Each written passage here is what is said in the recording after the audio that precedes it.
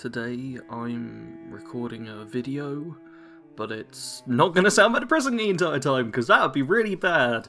Okay, so, sorry about that. For those who don't know, I made a video at the end of last year called Why I've Returned to Skyrim in 2020, and it was a depressing channel update where I basically talked about how sad I was and how I needed to stop doing YouTube for a little while. But now I'm back actually doing YouTube, and I've decided to turn this, format into a series.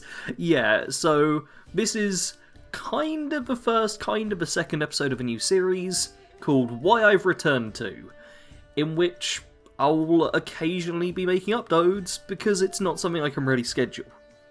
So I'm someone who will often go back to old games for some varied but still specific reasons.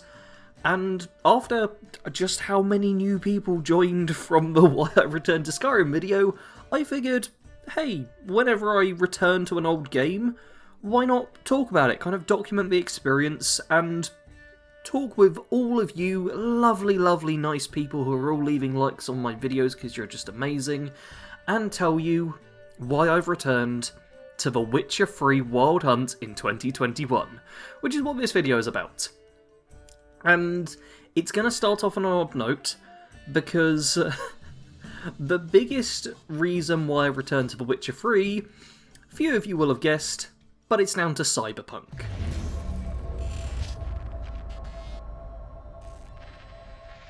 So Cyberpunk 2077 came out like a month ago. I think it's... When was the release date? One sec. Okay, apparently the initial release date was like the 10th. So, yeah, the 10th of December, this video is coming out on the 9th, so by the time you're watching it, it's probably exactly a month ago that Cyberpunk came out. And it had a rough launch. I think all of us can agree on that, no matter where we stand on the game itself. But for me personally, first off, I don't think it's a bad game. I also don't think it's an amazing game, but I don't think it's a bad game, and I do want to make that clear for people. I don't have, like, a big problem with the game overall. And I don't think people should have a huge problem with it unless it is literally crashing for them. In that case, it's fine. I actually, before I decided to talk about this, I googled Cyberpunk review, and boy oh boy is it mixed. Like, the first two news sites that kind of reviewed it that show up in the Google search give it a 2 out of 5 and a 9 out of 10, which are just completely polarizing. And the audience rating summary is a 3.3 out of 5. Not because tons of people are rating it at like 3 stars, but because tons of people are rating it at 5 stars, and a ton of people are also rating it at 1 star. Which is, yeah, a bit of a summary for how that game kind of went with public reception. It's the Marmite of modern games. You either think the story is an incredibly crafted masterpiece, the world has diverse characters in it with different life paths, and you absolutely adore how the skill system works and love every combat you get into, or you found the story a bit, oh my god, can the main character just stop existing already, and the fighting became a bit repetitive after a while, and the skill trees may have interested you for a while, but in the end it was like, well, I don't really need any of these because the game isn't that challenging. I was more in the latter part of that. And to be clear, I don't think Cyberpunk's a bad game. I mean, just before recording this, I had to go back through my old footage and I was like, wow, the combat in that does actually look good. I was briefly tempted to reinstall the game. I didn't though, because I know that I don't actually enjoy the combat that much just to play it for that reason. Like, the game's fine, but it left me wanting. What I was hoping from Cyberpunk was an open world where I could really just immerse myself, where I could get into the nitty-gritty of it all, where I could find interesting characters who I wanted to explore all their stories and have a challenging relationship with. And I didn't really get that from Cyberpunk, but I do somewhat get that from The Witcher 3. Now, I only originally played through The Witcher 3 at the end of 2019, start of 2020. I think it was March 2020 that I actually beat The Witcher 3 finally. Because, yeah, not only do I return to old games, I'm also really late to start a game. Basically, if I'm not buying it specifically for the channel, I don't buy it until years after it's out most of the time. But with going back to The Witcher 3, I installed it, because I already own the game, and I thought to myself, maybe I should buy the DLC this time. Because you know what? hey, it's on sale, because there was a Steam Winter Sale, and I was like, yeah, let's buy the expansion pass, that way I'll be able to try out the DLC, once I get a high enough level. Upon doing this, I also found that there's 18 odd free DLCs? Which was a bit annoying, because I didn't realise that there was so much free DLC that was unrelated to having the expansion pass. It was just like, oh yeah, you just get all of this stuff, and I'd completely missed out on it my first time around. So I ended up getting all of that and downloading it all too, and then just waiting 2 hours before I could play the game because I have a terrible internet speed. Once I did get into the game though, oh my god. This game came out in 2015. I've had to Google that to make sure, because, man, it looks real good.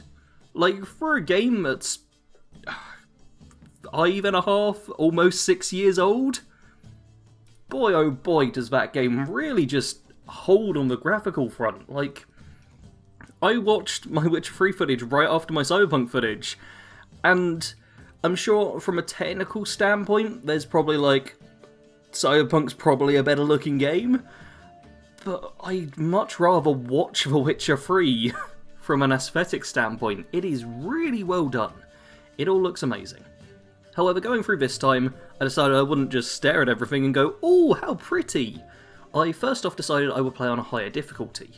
For those who have been around on the channel for years, you'll know that I used to play Skyrim on legendary difficulty, and may have thought I was like some awesome pro gamer. Nope. Not at all. I start playing games on normal difficulty. The more times I play them, the higher up the difficulty goes. I just played Skyrim a lot, so I play it on high difficulties. Or used to. I'm down to Master now, I think, because that's standard for me at this point. But this time I decided to play on, I think I'm on the second highest difficulty, so I can always go up one if need be, and it's a game where you can change the difficulty as you go, which I do like. Because I am on a higher difficulty, I struggled with the first few fights. In fact, the very first, proper fight of the game after, the tutorial, or I don't even know if you fight anything, but the first proper fight of the game, I went down to, 25% health, just because it was against, a handful of ghouls, and, 3 of them came at me at once, and I was just like, oh no, oh god, this is difficult, and that was nice. That was genuinely quite nice to have it be a bit more of a challenge, and because it's a challenge, I'm focusing more on, the actual mechanics of the game. I'm paying attention to what different potions do, I'm using more of a variety of signs, and I'm really just getting into it. Something I did just recently is I found plans for the Viper swords, which you can get in the first area, because also in this video, it's all just the White Orchard section. I've only played 6 hours so far in this new playthrough, so I've just been through White Orchard. So, no spoilers, hey! Although, you will have clicked off by this point if you were that worried about spoilers. But yeah, I've been getting more into it. I ended up searching around for about an hour to get myself a second silver ingot in order to be able to craft my Viper silver sword, which I was desperate to get before I did a fight against a Noon Wraith, who I prepared for. I got oil on the sword, I really made sure all my equipment was in good order, I buffed myself up a bit, and then it was just oh, this is way easier of a fight than I was expecting.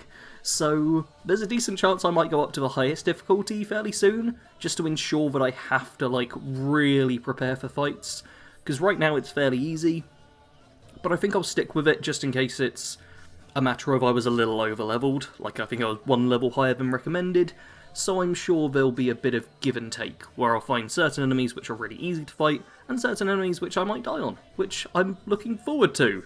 I'm not depressed in this one, it's fine. Now, something else that's really quite cool is that I'm returning to this story. They're not new characters. When I very first played through Witcher 3, I had basically no idea, and I gave up pretty soon after. When I came back to the game in order to complete it, I had the advantage of having watched the Netflix series, which, if you haven't watched it, I recommend it, it's good. What it's really good at, though, is setting up kind of the backstory of, all the main characters. You get a really good idea of the general world of The Witcher, and the relationships that certain people have, from the series. The series is set a fair bit back from The Witcher 3 as well.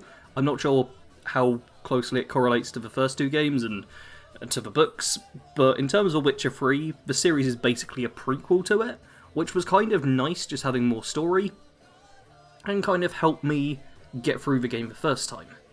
But now that I have completed the game, I've been through the entire campaign on it, and I've done a bunch of side stuff. Now that I've returned, when I'm meeting characters, I have a better idea of who they are as people, and I've actually found it more engaging, which is a bit of a surprise to me, honestly.